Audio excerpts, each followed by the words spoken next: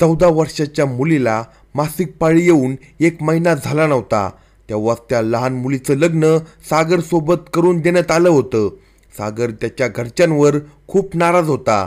लग्नाच्या रात्री जेव्हा सागर तिच्या जवळ गेला आणि तिला भीती दाखवण्यासाठी तिच्या ओठावर अंगठा फिरवला तेव्हा ती मुलगी खोलीतून पळून जाईल अशी त्याची अपेक्षा होती, पण त्याच्या पायाखालून जमीनच सरकली. जेव्हा त्या मुलीनेच सागरने नकार दिला होता तरीही घरच्यांनी त्याचे लग्न जबरदस्तीने त्या मुलीसोबत केले होते. पण असेही नव्हते की सागर दुसऱ्या कोणत्या मुलीला पसंत करत होता. त्याला त्यावेळी लग्न करायचे नव्हते कारण पूजाचे वय खूपच कमी होते. सागरच्या घरच्यांनी त्या मुलीचे वयसुद्धा पाहिले नव्हते आणि एवढ्या कमी वयाच्या मुलीसोबत त्यांना सागरचे लग्न करायचे होते. सागरला एवढ्या कमी वयाच्या मुलीसोबत लग्न करायचे नव्हते, पण घरच्यांनी त्याची एकही गोष्ट ऐकली नाही कारण ते त्यांच्या आईवडिलांना दोघेच मुलं होते आणि दोघा भावांची लग्ने लहानपणे ठरवली होती. ते राजस्थानमधल्या एका छोट्याशा गावातून होते. तिथेही खूप साधारण गोष्ट होती. घरातील वरिष्ठ मंडळी मुलांची लग्ने लहानपणीच ठरवून ठेवत होती आणि पूजा तर सागरच्या वहिनीची सख्खी बहीण होती. सागरच्या वहिनीच्या बहिणीसोबत त्याचे लग्न झाले होते. त्या रात्री खोलीमध्ये पूजा नवरी बनून बेडवर बसली होती. सागरने तिला जय श्रीकृष्ण म्हटले आणि बेडवर जाऊन बसला. त्याला तिला भीती दाखवायची होती, तिला त्या खोलीतून पळवून लावायचे होते. त्यामुळे त्याने तिच्या मऊ गुलाबी ओठांवर अंगठा फिरायला सुरुवात केली. तेव्हा त्याचा हात तिच्या ओठांवर लागला तेव्हा तिचे ओठ थरथर करू लागले. तिने झटक्यात त्याचा हात झटकला आणि म्हणाली, हा काही नालायकपणा आहे, तुम्ही तुमचा हात मागे घ्या. सागरही आवाजात म्हणाला, मी का करू माझा हात मागे? आता तू माझी बायको आहे आणि तसेही तुला खूप हौस होती ना माझ्यासोबत लग्न करायची. स्टेजवर सुद्धा खूप आनंदात बसली होती, हसत होती आणि फोटो काढत होती. आता हे सुद्धा तुला माहिती असायला हवे की लग्नाच्या रात्री नवरा आपल्या बायकोसोबत काय काय करतो. आज तर तुला असा धडा शिकवतो, तुझी शुद्ध तेव्हा हरपेल. जेव्हा सागर तिच्या जवळ येऊन बोलत होता तेव्हा पूजा खूपच घाबरली आणि म्हणू लागली, हे बघा, मला अशा प्रकारे बोलणे ऐकायची सवय नाही. मला हे सगळं काही आवडत नाही. हा निर्लज्जपणा अजिबात आवडत नाही मला. त्यामुळे तुम्ही माझ्याजवळ येण्याचा प्रयत्नसुद्धा करू नका. असे बोलून ती बेडवरून खाली उतरली आणि उभी राहिली. ती खूपच घाबरलेली देखील होती. सागरने तिला जोरात पकडून उभे केले आणि तिला म्हणाला, निर्लज्जपणा तर आत्ता सुरू होणार आहे. या निर्लज्जपणासाठी तू चांगल्या प्रकारे तयार राहा. तुला तर माहिती असेल ना की लग्नाच्या रात्री अजून काय काय होते. तेव्हा ती पूजा म्हणाली, तुम्ही मला लहान अजिबात समजू नका. मी काय बोळ्याने दूध पित नाही. मला माहिती आहे की लग्नाच्या रात्री नवरा काय काय करतो. तिचं ते बोलणं ऐकून सागरला थोडे टेन्शन आले होते. तो तिला म्हणाला, असं मग सांग, नवरा असा नवरीसोबत काय काय करतो, जरा मला सुद्धा ऐकू दे. ज्या प्रकारे ती बोलत होती त्यावरून सागरला वाटत नव्हते की तिला लग्नाच्या रात्रीबद्दल काही माहिती असेल. ती म्हणू लागली, लग्नाच्या रात्री नवरा नवरीला खूप छान भेटवस्तू देतो. मग सागर तिला म्हणाला, बरं मग भेटवस्तू दिल्यानंतर पुढे काय होतं?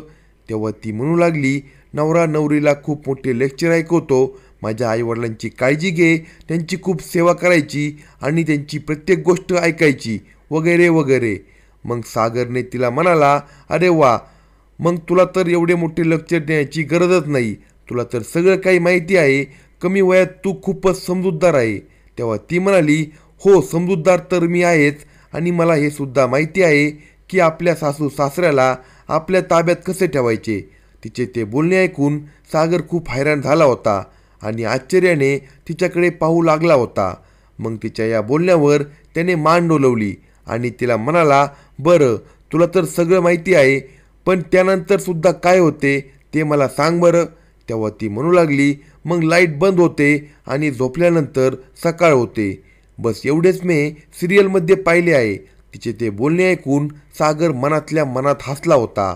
मग त्यानंतर त्याने तिचा एक हात पकडला आणि तिला जवळ घेतले आणि म्हणाला, खरा खेळ तर लग्नाच्या रात्री लाईट बंद झाल्यानंतर सुरू होतो. सागरला तिला अजून भीती दाखवायची होती. त्यामुळे त्याने तिला घट्ट मिठी मारली. सागरचे अशा प्रकारचे वागणे पाहून ती थरथर कापू लागली आणि त्याच्यापासून लांब व्हायला लागली. सागरने तिच्या गालावर चिमटा घेऊन तिला म्हणाला, माझी छोटी छोटी जानू, हे तुझे कपडे चेंज करून घे, मग मी तुला सगळं काही सांगतो. ती खूपच घाबरली होती. तिने पटकन तिच्या बॅगेतून नाईट सूट काढला आणि पळतच वॉशरूममध्ये निघून गेली. चेंज करून आली तेव्हा तिचा मेकअप धुतला गेला होता आणि ती तिच्या नाईट सूटमध्ये खूपच सुंदर निरागस दिसत होती. मग ती मोकळ्या केसांची वेणी बांधू लागली. तेव्हा सागर तिला म्हणाला, तू मोकळ्या केसातच खूप सुंदर दिसते. केसांना मोकळे सोड, तुझ्यावर हे मोकळे केस छान दिसतात. मग तिचा हात धरला आणि तिला बेडबरोबर बसवले. त्यावेळी खोलीमध्ये खूप अंधार होता. मग सागर तिला म्हणाला, मिस पूजा, आता तू तयार हो, कारण खरा खेळ तर आत्ता सुरू होणार आहे. ती तर सागरचे बोलणे ऐकून खूपच घाबरली होती आणि म्हणू लागली, नाही, मला खूप भीती वाटत आहे. सागर तिला म्हणाला, अरे तू तर आत्तापासूनच इतकी घाबरू लागली आहे. मी तर अजून तुला काही केलेसुद्धा नाही आणि आत्ताच तू इतकी घाबरत आहे. जेव्हा तुझ्यासोबत ते सगळं काही करेल तेव्हा तुझी अवस्था तर काय होईल. तेव्हा तर तुला हे सगळं जग फिरताना दिसेल. लग्न काय भावला भावलीचा खेळ थोडा आहे. खूप काही सहन करावे लागते एका मुलीला. सागरला तिला भीती दाखवायची होती. इतकी भीती दाखवायची होती की तिला विश्वासच बसायला हवा की लग्न ही भयानक गोष्ट आहे. म्हणजे पूजा नावाची मुलगी एवढी घाबरायला हवी की आपल्या लग्नाचा संसारच ती बसू शकणार नाही. आणि सागरला घरच्यांना हे सुद्धा दाखवून द्यायचे होते की एकाच घरातून दोन बहिणींना सुना करून घेणे किती चुकीचे आहे. पूजा खूपच नर्वस होती. तिच्या चेहऱ्यावरचा रंगच उडाला होता. ती म्हणू लागली, हे बघा, मला लाईट बंद करायची नाही, मी लाईट चालू ठेवूनच झोपणार आहे. तेव्हा सागरने तिचे दोन्ही हात पकडले आणि म्हणाला, असे कसे मिस पूजा, असं काय होणार नाही. तुला लाईट तर बंद करावीच लागेल. शेवटी तुला लाईट बंद करण्यामागची कहाणी तर माहिती हवे ना. लाईट बंद झाल्यानंतर लग्नाच्या रात्री काय होते. खूप हौस होती ना तुला लग्न करायची, चांगले कपडे दागदागिने घालण्याची, लग्नाच्या रात्री महागातल्या भेटवस्तू, हे सगळं पाहायला चांगले वाटते. पण सत्य तर काही वेगळे असते आणि ते सत्य आज मी तुला सांगतो. सागरने लाईट बंद केली आणि खूप जोरात तिचे मनगट पकडले आणि तिला जवळ ओढले. तशी त्याने तिला मिठी मारली. ती जोरात किंचाळली. त्याला बाजूला ढकलले आणि लाईट चालू केली आणि म्हणाली, मला माझ्या दीदीजवळ जायचे आहे. ती खूपच घाबरली होती. आता तर तिच्या डोळ्यातून अश्रू वाहू लागले होते. सागरचा हेतू पूर्ण झाला होता. त्याला तिला भीतीच दाखवायची होती. तो तिला म्हणाला, चल चल, आता नाटक बंद कर आणि इथेच झोप, नाहीतर तुझ्यासोबत मी जबरदस्तीसुद्धा करेल. आता मी तुला फक्त प्रेमाने सांगत आहे. तिला त्याने खूपच जोरात धरले. ती त्याच्या हाताला चावली आणि खोलीच्या बाहेर पळाली. पूजाने सागरच्या भावाच्या खोलीचा दरवाजा वाजवला. सागरच्या चेहऱ्यावर स्मितहास्य पसरले होते. आता त्याच्या भावाला त्याच्या हट्टीपणाचे उत्तर मिळणार होते. भावासोबत सागरच्या आईवडिलांच्या खोलीचा दरवाजा सुद्धा उघडला गेला. ते सुद्धा खोलीच्या बाहेर येऊन उभे राहिले. पूजा खूपच जोराजोरात रडत होती. ती म्हणू लागली, दीदी, मला तुझ्यासोबत झोपायचे आहे, मला त्या खोलीत जायचे नाही, झोपायचे नाही. आणि वहिनीच्या गळ्यात पडून ती जोराजोरात रडू लागली. तिला पाहून दादाचे तोंड आश्चर्याने उघडेच राहिले होते. सागरची वहिनीसुद्धा पूजाचे रडणे पाहून टेन्शनमध्ये आली होती. ती म्हणाली, अगं पूजा, काय झालं आहे, तू एवढी का रडत आहे. तेव्हा पूजा म्हणाली, मी त्याच्या खोलीत नाही झोपणार, मला तुझ्यासोबतच झोपायचे आहे. दादा खूप टेन्शनमध्ये आला होता. वहिनी पूजाला रडण्याचे कारण विचारत होती, पण ती पूजा काय कारण सांगणार होती. तिने काही सांगितले नाही. पूजा तर वहिनीच्या खोलीत गेली आणि बेडवर जाऊन बसली. तेव्हा आई म्हणाली, सागर, काय झाले आहे. ती लग्न करताना किती आनंदी होती. सगळ्या विधी खूप आनंदात पार पडल्या. मग तिला आता काय झाले आहे. सागर म्हणाला, तुम्हाला खूप हवस होते ना छोट्या वयाच्या मुलीसोबत माझे लग्न करण्याची. आता पहा तिचा बालिशपणा. हात पकडला नाही तर ओरडायला लागली. आता सांभाळा तुम्ही तुमच्या सुनेला. असे बोलून सागर त्याच्या खोलीत जाऊन बेडवर पडला आणि एक खोल सुखाचा श्वास घेतला. सागर झोपणारच होता की त्याचा भाऊ रागात आला आणि त्याच्या बेडवर उशी फेकली आणि बेडवर बसला. सागरने पलटून त्याच्याकडे पाहिले. तेव्हा भाऊ म्हणाला, हलका हात ठेवता येत नाही का आपल्या बायकोवर? तेव्हा सागर त्याला म्हणाला, दादा मी फक्त हात पकडला होता, मग काय हातसुद्धा पकडायचा नव्हता का? मला काय माहिती किती एवढा मोठा तमाशा उभा करेल. तेव्हा त्याचा भाऊ म्हणाला, पण तुमच्या दोघांमुळे माझीसुद्धा पहिली रात्र खराब झाली, त्याचं काय? तेव्हा सागर म्हणाला, अरे मी काय केले आहे? माझी काय चुकी आहे? अरे जेव्हा 14 वर्षाच्या मुलीला नवरी बनवून खोलीत पाठवणार तर हे सगळं होणारच ना. 1 रुपयाची सुद्धा अक्कल नाही त्या मुलीमध्ये. तिने तर लग्न फक्त यासाठी केले होते की लग्नाच्या पहिल्या रात्री तिला महागातल्या महाग भेटवस्तू मिळतील, नवीन नवीन कपडे घालायला मिळतील. तिला थोडंसुद्धा माहिती नाही की लग्न काय असते. रात्र तुझी नाही माझी खराब झाली आहे, त्यामुळे तू चुपचाप झोपून जा. हे बोलून सागरने खोलीची लाईट बंद केली आणि ते दोघे झोपी गेले. परंतु कदाचित त्याच्या भावाला झोप येत नव्हती. तो पुन्हा कूस बदलत होता.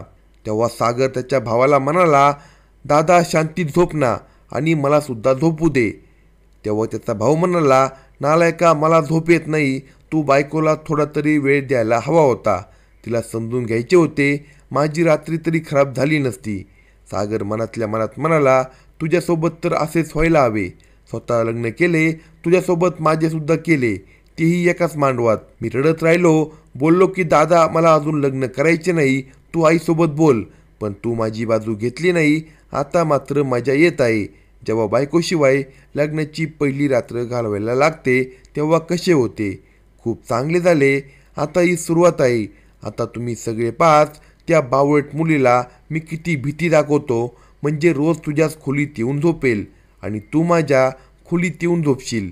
सागरने मनात हाच ठाम निर्णय घेतला, कारण त्याच्या आईबापाला सुद्धा कळायला हवे की एकाच घरातून 2 बहिणी सुना करून आपल्या घरात नाही आणल्या पाहिजे आणि त्याच्या या अशा वागण्यामुळे पुढच्या 7 पिढी ही चुकी करणार नाही.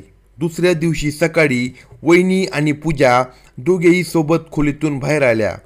आईने नाश्ता बनवून ठेवला होता. दादाचा मूड खूप खराब झाला होता. तो सारखं वहिनीकडे रागाने पाहत होता. बिचारी वहिनी नजर चोरत होती, जशी काय म्हणत होती की माझी काय चूक आहे. आणि पूजा जेव्हा सागरला पाहायची तेव्हा तो तिला रागाने पाहायचा. ती लगेच त्याला घाबरून नजर खाली करायची. सागरची इच्छा होती की तिच्या मनात त्याच्याबद्दल भीती इतकी बसावी की त्याच्या जवळसुद्धा आली नाही पाहिजे आणि त्याच्या खोलीत येण्याचा देखील प्रयत्न करायला नाही पाहिजे. सागर तर मनातून खूप खुश झाला होता आणि त्याला विश्वाससुद्धा होता की आता ही मुलगी त्याच्या खोलीत नाही येणार. पूर्ण दिवस ती वहिनीच्या खोलीतच राहिली आणि सागरचा भाऊ पूर्ण दिवस हॉलमध्ये रागाच्या भरात इकडून तिकडे चकरा मारत राहिला होता. 2 क्षणसुद्धा त्याला आपल्या बायकोसोबत घालवता आले नाही. पण सागर खूप खुश होता आणि खूप मजेत त्याच्या खोलीत फिरत होता. मनात आले तर मित्रांना भेटायला सुद्धा जात होता. आज त्या दोघा भावांच्या लग्नाचा 6वा दिवस होता आणि त्यांच्या घरी सागरचे सासरचे लोक आले होते. आज त्याचा भाऊ खूप तयार होऊन बसला होता. त्याला पाहून सागरचं हसू थांबत नव्हतं. पूजा त्याच्या जवळच बसली होती. तेव्हा त्याने तिचा हात धरला आणि जोरात दाबला. तिच्या कानाजवळ गेला आणि म्हणाला, आता तर तू तुझ्या माहेरी जात आहे, पण जेव्हा परत घरी येशील तेव्हा कुठे जाशील? अशा प्रकारे अनेक दिवस निघून गेले. आज ते दोघे भाऊ आपल्या सासरी आपापल्या बायकाला आणण्यासाठी गेले होते. जेव्हा घरी गेले तेव्हा सागरने पुन्हा पूजाला खूप घाबरवले. आता काय करशील? नंतर तू कशी माझ्यापासून वाचशील? तुला तर माझ्या खोलीत यावंच लागेल ना? आणि तसेही आज तू खूप सुंदर दिसत आहे. आज तर मी तुला खरंच कच्चं खाऊन टाकणार आहे. पण आज पुन्हा पूजा शांत बसली होती. तिचा चंचलपणा ते एका रात्रीत संपून गेला होता. ती पुन्हा त्याच्या हातून स्वतःचा हात सोडवण्याचा प्रयत्न करत होती. काही वेळानंतर सागरने तिचा हात सोडून दिला. जेव्हा ते घरी पोचले तेव्हा त्याच्या भावाने वहिनीला साफ सांगितले, आज जर तुझ्या खोलीचा दरवाजा कुणी वाजवला किंवा तोडला तरी तू दरवाजा खोलायचा नाही. त्यामुळे वहिनी आपल्या बहिणीला म्हणजे पूजाला समजावत होती की असे करायचे नाही. पण पूजाने आपल्या बहिणीचे दोन्ही हात पकडले होते आणि म्हणाली, मला त्या खोलीत जायचे नाही. मला माझ्या नवऱ्याची खूप भीती वाटते. वहिनी तिला समजायला लागली, अगं असं काही नसते. ती तुझ्यावर प्रेम करतात, तुला माहीत नाही करणार. तेव्हा पूजा म्हणाली, तुला काही माहिती नाही त्यांनी माझ्यासोबत काय काय केले आहे. वहिनी तिला हळूहळू सगळं काही समजावत होती. जेव्हा लग्नाच्या बंधनात नवरा बायको एक सोबत असतात तेव्हा एक काळीज एक जीव असतो. त्यामुळे घाबरण्याची काहीच गरज नाही आणि खोलीतून पळून जाण्याची काहीच गरज नाही. एवढे समजावल्यानंतर पूजा आपल्या हट्टावर कायम होती. ती म्हणत होती, मी नाही जाणार त्या खोलीत, मला नाही करायचे लग्न बिग्न, मला माझ्या आईबाबांच्या घरी पाठवून दे, तिकडेच मी राहीन. तेव्हा वहिनी तिला म्हणाली, हे बघ आत्ता तरी होऊ शकत नाही, त्यावेळेस तर तुला काही अडचण नव्हती. तू त्यावेळेस म्हणाली होती की मलासुद्धा लग्न करायचे आहे. लग्न करण्यास त्यावेळेस तुला काही अडचण नव्हती की मग आता काय झाले आहे. तेव्हा पूजा म्हणाली, मला काय माहीत होते की लग्न काय असते, मला काहीच माहिती नाही, मला आईबाबाच्या घरी जायचे आहे आणि मी जाणारच. वहिनी तिला समजावत होती आणि दादा खोलीच्या दरवाज्यावर हात बांधून वहिनीला रागाने पाहत होता. वहिनी पुन्हा नजर चोरून पूजाच्या हातून आपला हात सोडवण्याचा प्रयत्न करत होती. ती तिला समजावत होती, सागर तुला काही करणार नाही, काहीतरी अक्कल दाखव, हा काय बालिशपणा आहे. पूजा हे बघ असं होऊ शकत नाही, तू माझ्याजवळ झोपू शकत नाही, तुझ्या खोलीत जाऊन झोप.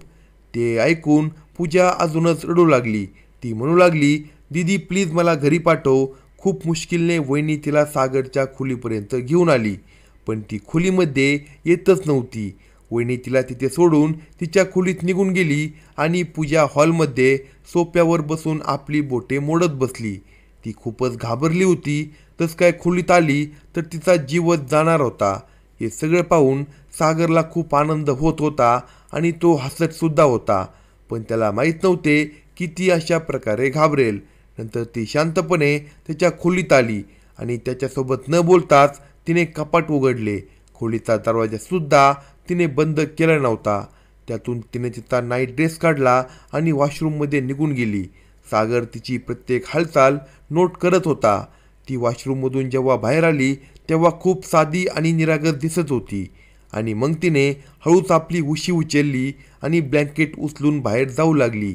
सागर तिला लगेच म्हणाला, बाहेर कुठे चालली आहे. तेव्हा ती म्हणाली, मी बाहेर हॉलमध्ये सोफ्यावर झोपेल, मला तुमच्यासोबत नाही झोपायचे. तिचे बोलणे ऐकून सागरने खांदे उडवले आणि म्हणाला, जशी तुझी मर्जी, आजच्या ती लाईट बंद कर आणि दरवाजा बंद करून जा, ठीक आहे ना. तिने लगेच मान डोलवली आणि बाहेर निघून गेली. इथपर्यंत सगळं ठीक होतं. ती त्याच्याशी काहीच बोलत नव्हती. जास्त करून वेळ ती तिच्या बहिणीसोबत घालवत होती किंवा आईसोबत बसून गप्पा मारायची आणि हसत राहायची.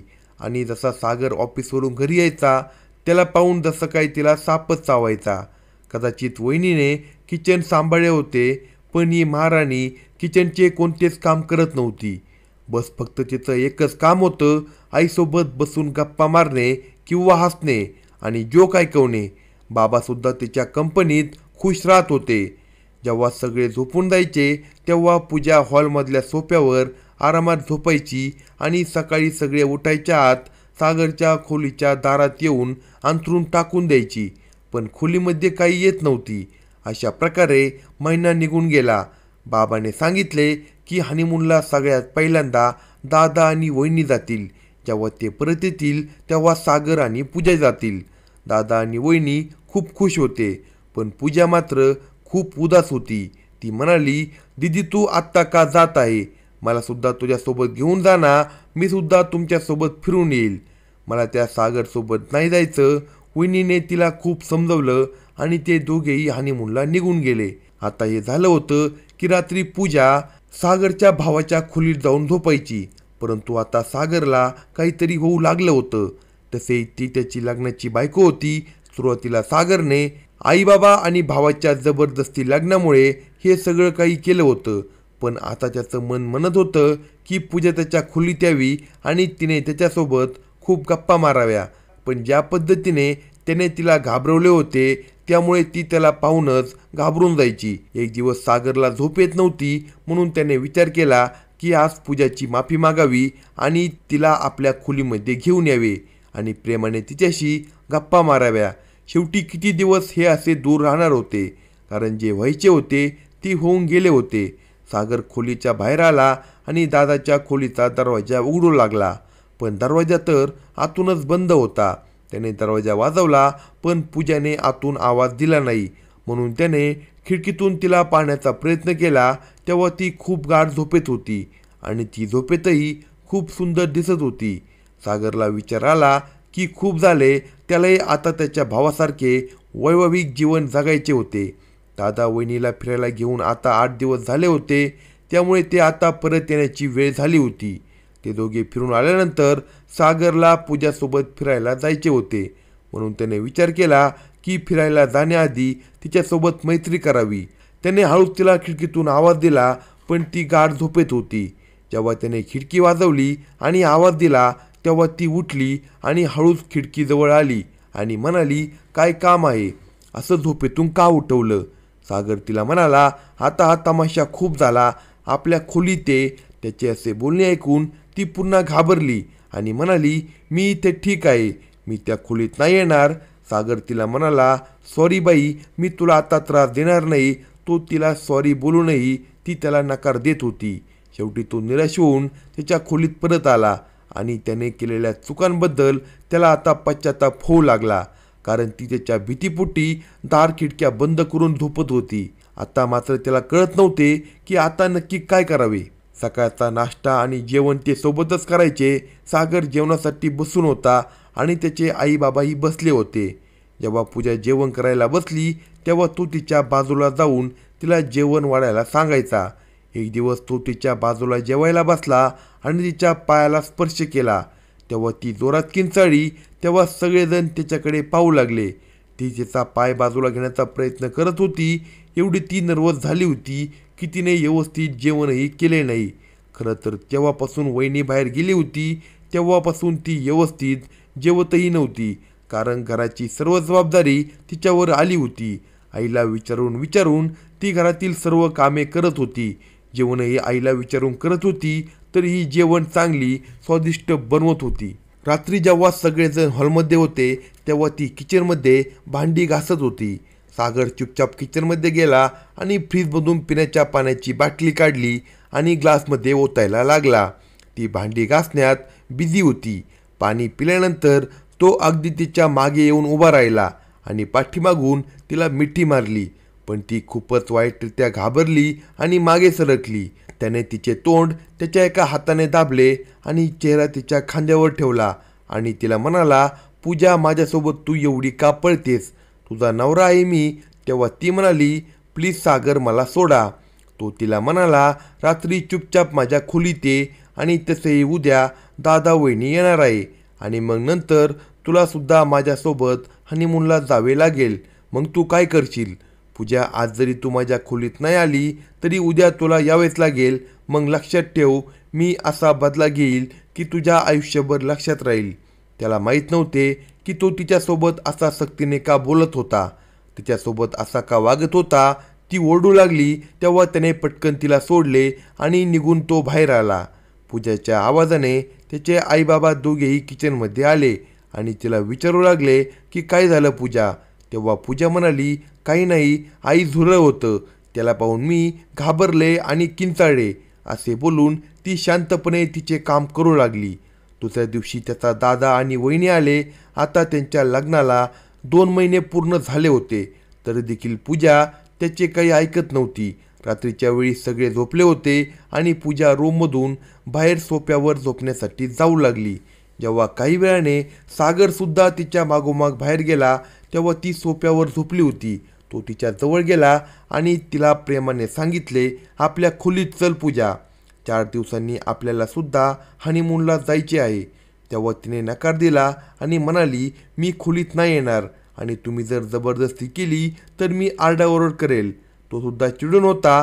तुला जे काही करायचे आहे ते कर, असे म्हणत तो तिचा हात पकडला.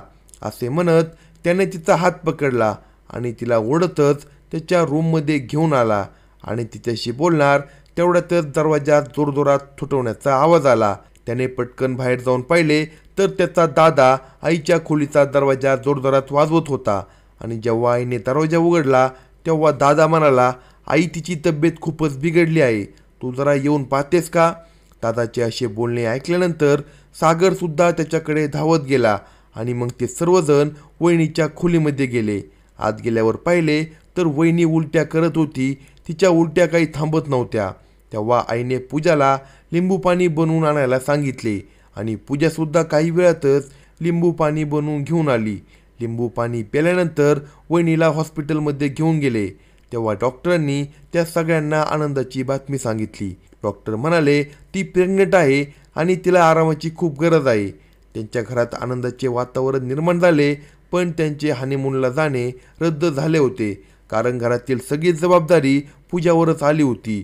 जेवण बनवणे, कपडे, भांडी, घरातील सर्व कामे पूजालाच करावी लागत होती, कारण वहिनीला डॉक्टरांनी पूर्ण बेड रेस्ट सांगितला होता, कारण त्यांना काहीतरी प्रॉब्लेम होता.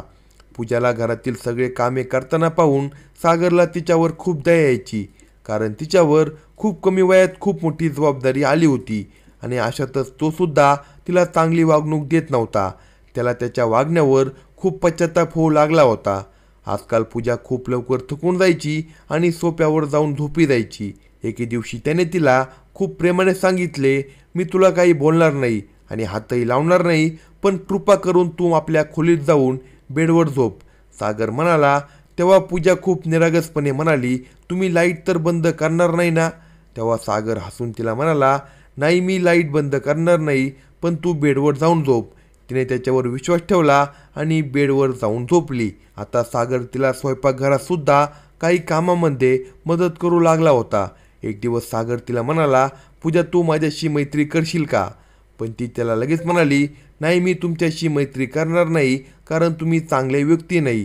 तेव्हा सागर तिला म्हणाला, का नाही, मी चांगला व्यक्ती, माझ्याशी तू मैत्री करणार? आता तर मी तुला मदतसुद्धा करतो ना. तेव्हा ती म्हणाली, पण तरीही तुमची मला भीती वाटते. तेव्हा सागर तिला म्हणाला, हे बघ पूजा, आता मला घाबरण्याची काही गरज नाही, मी तुझा आता चांगला मित्र होईल ना. तेव्हा ती म्हणाली, मग तुम्ही माझ्याशी आता जबरदस्ती तर नाही ना करणार? लग्नाच्या पहिल्या रात्री तुम्ही माझ्यासोबत तसे वागले होते, तेव्हा माझा श्वासच थांबला होता. सागर तिला म्हणाला, आता मी तुला हातसुद्धा लावणार नाही, फक्त तू माझ्यासोबत मैत्री कर. ती म्हणाली, माझ्याजवळसुद्धा येणार नाही ना? सागर म्हणाला, नाही, जवळसुद्धा येणार नाही, जोपर्यंत तुझी मर्जी नसेल. तिला त्याच्या गोष्टी पटल्या, तिचा त्याच्यावर विश्वास बसला. आता ती त्याच्यासोबत गप्पा मारू लागली. आता तर हसून खेळून ती त्याच्यासोबत बोलायची आणि चेष्टा मस्करीसुद्धा व्हायची. रात्री जेव्हा सगळ्या कामातून ती फ्री व्हायची, तेव्हा सागर तिला मोटारसायकलवर बाहेर घेऊन जायचा आणि आईस्क्रीम खाऊन पुन्हा घरी आणायचा. पूजा खूप चांगली मुलगी होती. आता सागर मान्य करू लागला होता की नकळत तो तिच्यासोबत खूपच चुकीचा वागला होता. 9 महिने असेच निघून गेले. वहिनीला एक दिवस खूपच पोटात दुखू लागले. त्यांना कळासुद्धा चालू झाल्या आणि तेव्हा आईची तब्येतसुद्धा ठीक नव्हती. त्यामुळे सागर आणि पूजाला दादा वहिनीसोबत हॉस्पिटलमध्ये जावे लागले. ते दोघे खूप वाट पाहत होते की वहिनीला काय होईल, मुलगा का मुलगी. पण डॉक्टर जेव्हा बाहेर आले, तेव्हा त्यांना अशी बातमी सांगितली की त्यांच्या पायाखालून जमीनच सरकली. त्यांना खूप मोठा धक्का बसला, कारण डॉक्टर म्हणाली, मुलगा झाला आहे, पण आईला आम्ही वाचवू शकत नाही. त्यांच्या कानावर त्याचा विश्वास बसत नव्हता. असे कसे होऊ शकत होते? दादा तर जसा काय श्वास घ्यायलाच विसरला होता आणि हीच अवस्था पूजाची सुद्धा झाली होती. ती म्हणू लागली, डॉक्टर तुम्ही असे कसे बोलत आहात? असे कसे होऊ शकते? ती ठीक तर होती, मग अचानक काय झाले? तेव्हा डॉक्टर म्हणाले, त्यांचा BP शॉर्ट झाला होता. तेव्हा सगळं काही इतक्या लवकर झाले की ते काही करू शकले नाही. या बातमीने त्यांना सर्वांवर दुःखाचा डोंगर कोसळला होता. त्यांना कोणालाच काही समजत नव्हते की आता काय करावे. सागरने त्याच्या भावाला असे रडताना कधीच पाहिले नव्हते. एकीकडे तो भावाला सांभाळत होता, तर दुसरीकडे पूजाला सुद्धा बघावे लागत होते. आणि अशातच सागरने आई वडिलांना सुद्धा फोन करून ही बातमी दिली. तेव्हा त्यांना सुद्धा खूप मोठा धक्का बसला.